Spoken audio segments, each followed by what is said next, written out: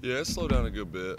Just getting more comfortable being out there, and yeah, as far as just knowing kind of what to expect a little bit more, it's definitely slowed down. In terms of even pre-snap, is that a big issue or a big area rather, where maybe it's gotten clearer? Yeah, definitely. Coach Scott pointed out, I think the biggest improvement he's seen is probably you adjusting the line calls across the game, and he also pointed out that one sack was possibly because you didn't have the call right. Is that a part of the game you think you've improved in an area that you need more improvement maybe in? Yeah, I think still I could definitely improve more in that area, but compared to when I first got here, even at the beginning of the season, I think I'm seeing stuff a lot better and just kind of knowing what the defense is going to do and being able to get us in a good situation as far as protection. This is your first game against Florida State. Is this the type of game that you kind of dreamed of playing in? This is the type of game I remember watching. Clemson go to Florida State and play big game, so it's going to be definitely exciting. Did you gain an extra measure of confidence with the way that Saturday's game went, as far as they just decided they were going to make you beat them and the passing game beat them and really try to shut down the run, and you obviously went out there and had great success? Yeah, we knew that was a part of our game that we had. It was nice to execute and finally do it really well in a game. So I think it definitely gave us some confidence going forward.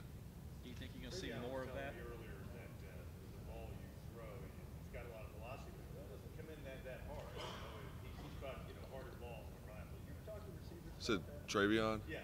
Oh yeah, not really. A lot of them say I throw it hard and tell me to slow down a little bit sometimes, but yeah, we don't really talk about it too much. Trevor, you think you're going to see more defenses stacking the boxes and just putting it in your hands to beat them? I couldn't tell you honestly. I don't know. We'll see. Because after Saturday, who knows what they're going to do? They'll probably try to do a little bit of both. So we'll see. I've been interviewing you for how many years now? You've always been a humble guy. When you're standing on that far hash and throwing across the field on the side, do you know that not many people can make that throw? And do you feel like that maybe is the strength of your game? Is that arm strength? Yeah, I don't really think about it like that. I just think about it. When I'm looking across the field, I feel like I can make any throw and put the ball anywhere it needs to be. So that's kind of more how I look at it, and I think that's definitely a strength. Do you feel like that's one of the best throws that's maybe in your arsenal, is being able to sit there and read that quick out like that? Yeah, that's one of them. Yeah. What's another one? I don't know. I usually throw the deep ball pretty well. Saturday I overthrew a few guys, but usually do that pretty well. Kind of your impressions of Travion and the way he carries himself, a guy that's obviously not one of the bigger names that people know at receiver outside the program, but a guy that's just been around here forever. Yeah, he's an awesome dude. Works really hard, and obviously in a tough position. Having Hunter in front of him play the same position, but both really good players, and I really just like the way he's, like you said, just stuck around, and he's a hard worker and is just willing to do whatever the team needs to do. Question posed to Xavier Thomas earlier this year was to you, with the collection of freshmen that are playing this team's season so far, and you look at the results and the impact that you guys are having. You guys gotten together as a group of freshmen and talk about the future and what you guys. A little bit. We hang out a good bit, and we're around each other a lot. We all live right there near each other over in Lightsey, so we see each other and we talk a lot, and that's came up. Definitely a bright future for sure. I'm sure you know all about Doak Campbell. You think your experience at Kyle Field down at College Station kind of gave you the experience you need in that type of a hostile environment? Yeah, it's gonna be hard to beat Kyle Field, night game, game day, all that stuff. So as far as just noise and all that, I don't think it'll be anything more than it was in Texas. But every game's different. It's as far as what the team does. We gotta still have a good week of preparation and be ready. When you look at Florida State's defense, what stands out to you and what will you guys need to be sure that you do to Texas? Like I said, just prepare like we do for every other game. They started the season a little bit slow, but they're 4-3 now. They've won a lot of games in a row, and they have a ton of talent, and definitely a team that, like any team that can beat you if you let them. And they're a good team, so we'll have to be ready. Coach Scott calls Burns Jadeveon Clowney type guy. You see that when you watch him on film, the defensive end? I haven't watched a ton yet. I'm about to go watch here in a little bit, but yeah, I haven't got to watch a whole lot of them yet. But I saw them a little bit when we were watching Syracuse film whenever they played Syracuse beginning of the year, and like I said, they got a really good, definitely D line and some athletes. So. When you go on these trips, sorry, when you go on these trips and stuff, do you have like a playlist or anything like that you do on the road? I mean, I'll just listen. Yeah, I have a little playlist on my phone. I'll just listen to music, and then this will be a flight, so it'll be pretty quick. Just go get on the plane. It shouldn't be too long a flight, and then so yeah. Growing up in Georgia, you have any friends that are Florida State Seminole fans? No, not really. No, All Georgia fans or Tiger fans? pretty much all Georgia fans. Yeah, yeah. What's on the playlist? Just mostly Christian music. Mostly what I listen to. CCM? CCM. I listen to a lot of Hillsong and just people like that. So.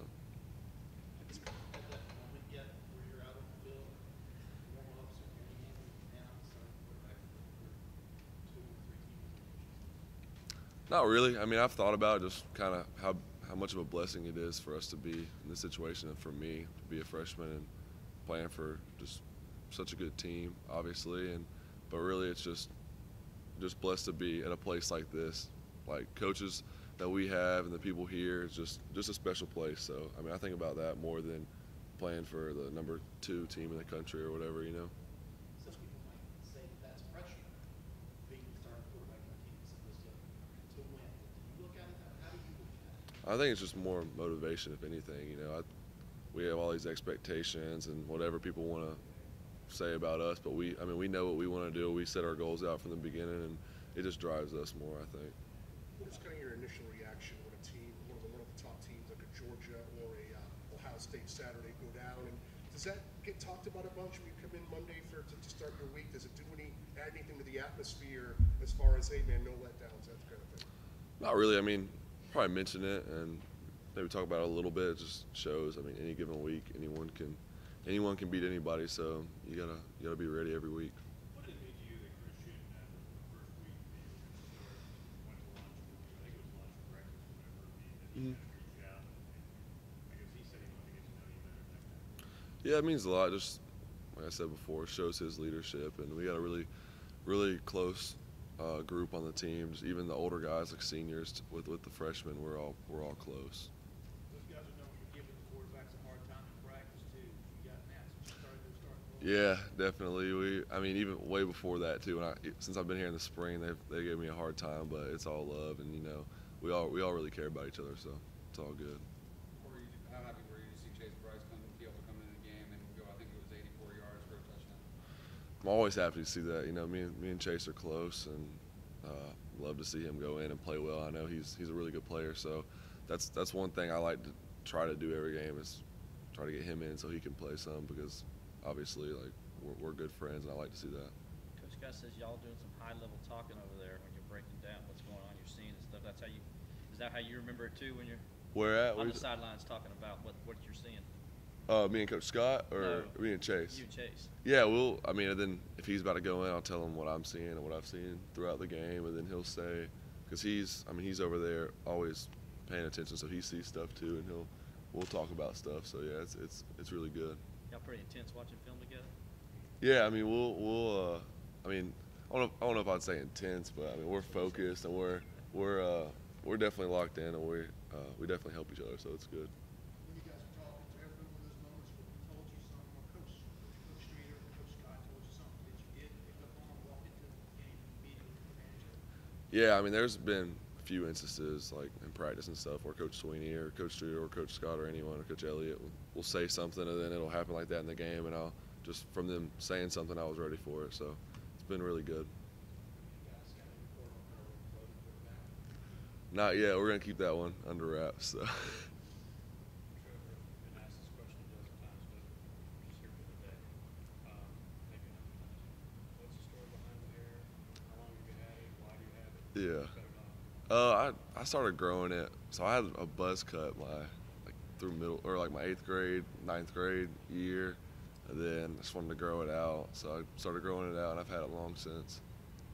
So you don't have what would it look like to get buzzed? Is there any chance you do? Maybe we'll see. I don't know. We'll see. Anything else for Trevor? Good.